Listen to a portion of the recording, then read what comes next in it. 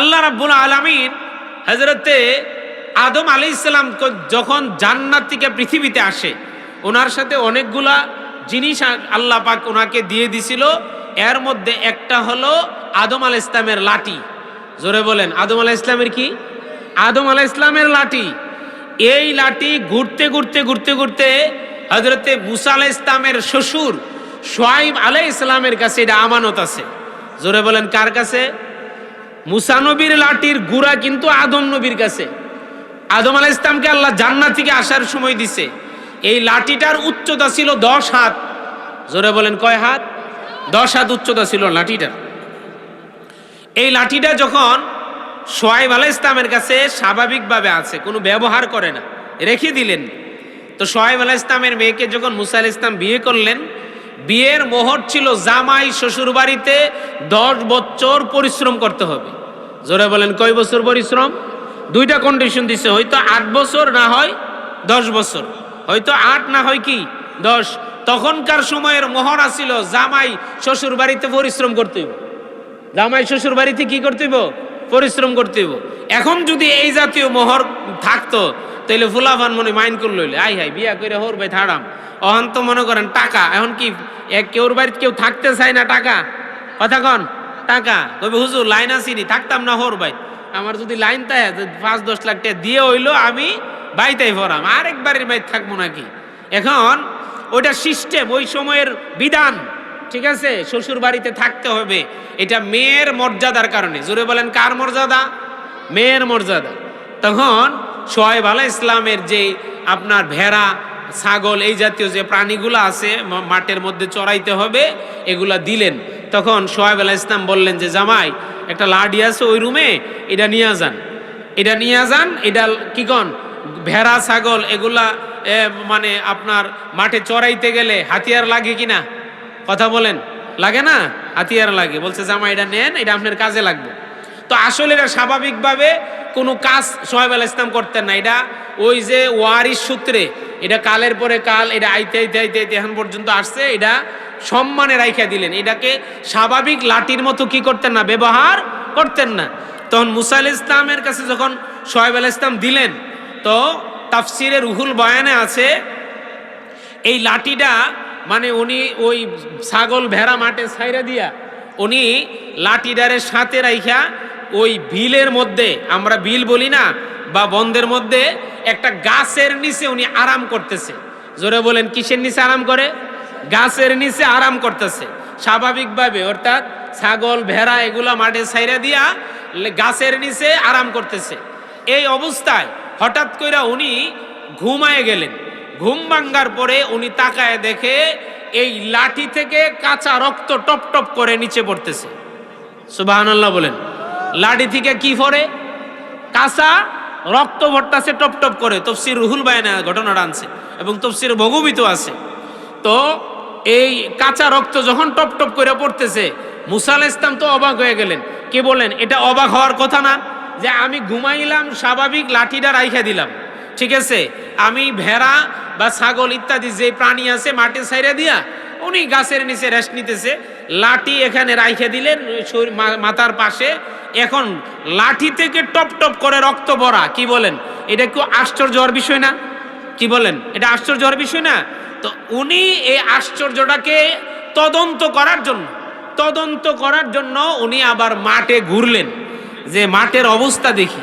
তখন দেখলেন যে মাঠের মানে ওই অনেক মানে জায়গার মধ্যে সিংহ, বাঘ এই জাতীয় হিংস্র প্রাণী যেগুলা সুযোগ পাইলে ছাগল ভেড়াকে কি করে খেয়ে ফেলে, ছাগল ভেড়াকে কি করে খেয়ে ফেলে।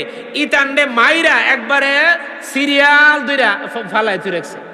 মনে করেন একবারে কাতার ধইরা এইগুলারে যা খাইতে আইছিল ইডিরে মানে মাইরা একবারে কাতার ধরে বিছাই থুই রাখছে। এখন মারতে যায় যে লাঠি মনে করেন এক জায়গা তো আর দিছে না, কোনো সময় বাড়ি থুতাত পড়ছে, কানও পড়ছে, বুঝছেন না? এখন এহানো পড়লে নাও রক্ত বেরিয়েছে না, এখন থুতা নরম নি, এই ঠুট মুড়ে পড়ছে নি, এখন ইতানো যে বেশাবা পড়ছে নি, এই রক্ত ভাইরিয়া লাঠির মধ্যে কিছু লাগিয়ে গেছে। কথা বলেন, কই লাগছে? আমার কথা কি বুঝতেছেন আপনারা? কই পড়ছে? লাডি মারতে যায় আজ লাগছে না, রক্ত কিছু জায়গায় ছিটটা মিটটা এই লাডির মধ্যে রক্ত লেগে রয়েছে। তো মুসা আলাইহিস সালাম বুঝতে পারছেন যে কামটা আর কেউ না তাই নই কইরাইছে। সুবহানাল্লাহ বলেন। এটারে আপনি কিভাবে নিবেন? এটা সহজ। মুসা নবীর 9টা মুজিজার মধ্যে একটা মুজিজা হইল লাডি নিজে যায় সাইজ করন।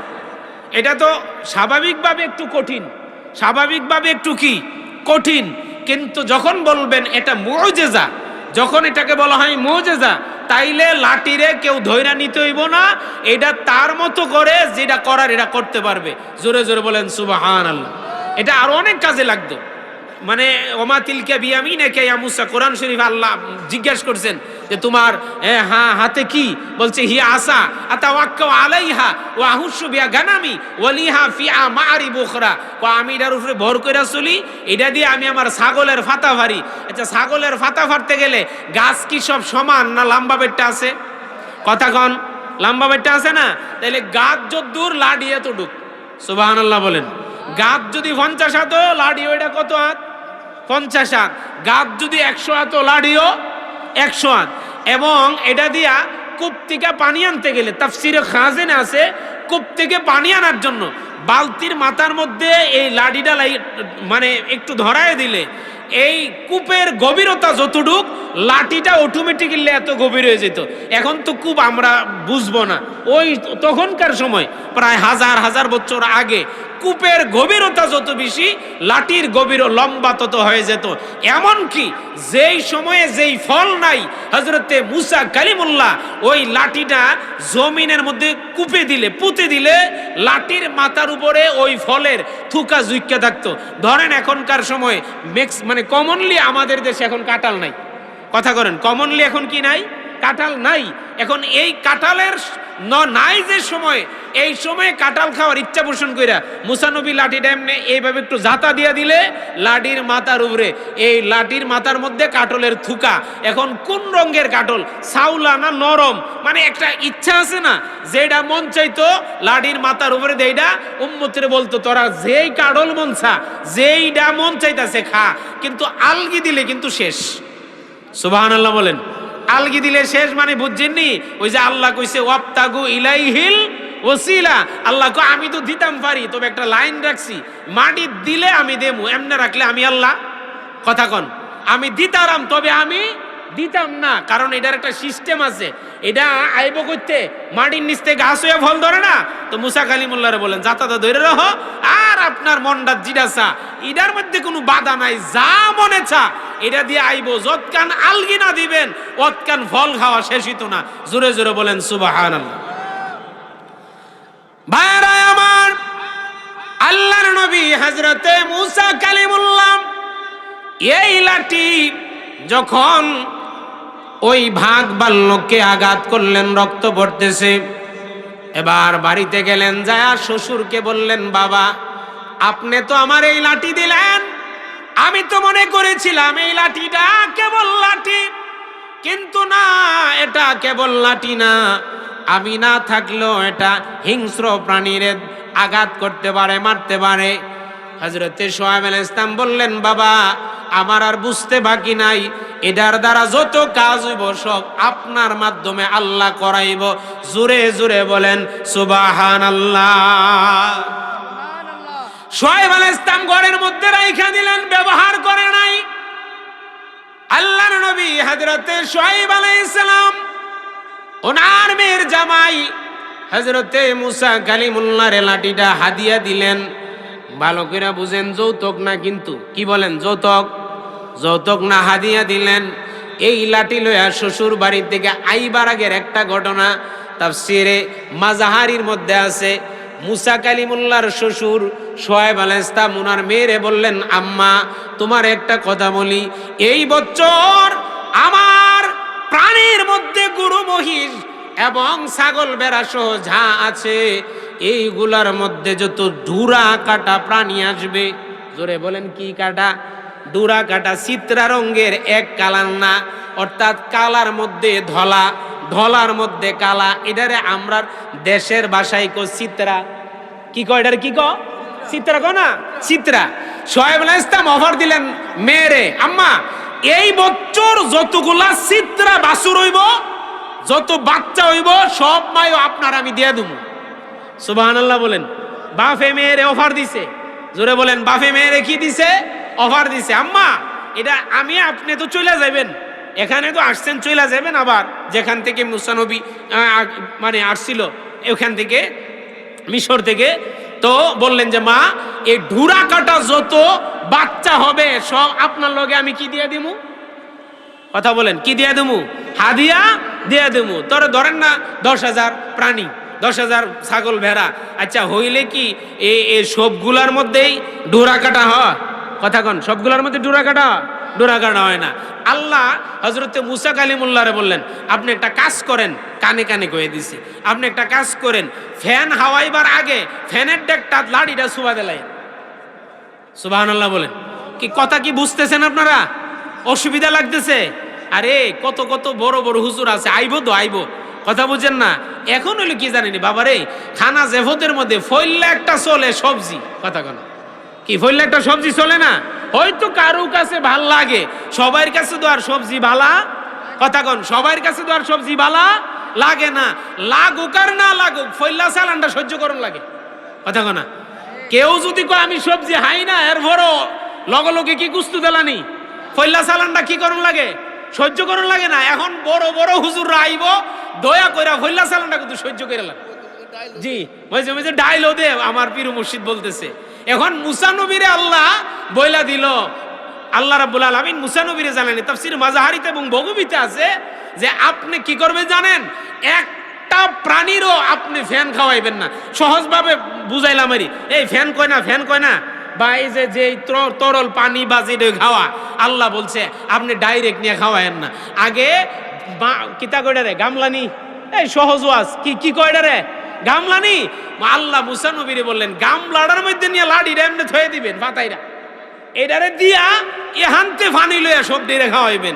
আল্লাহর কুদরত, ওই বছর যতলি বাছুর হইছে, বাচ্চা হইছে, সবটি ডোরা কাটা। সুবহানাল্লাহ বলেন। তখন বাপে মনে করছিল 1000-এর মধ্যে 2-4টা বা 20-50টা হইলে আমার জিয়েরে দিলামু।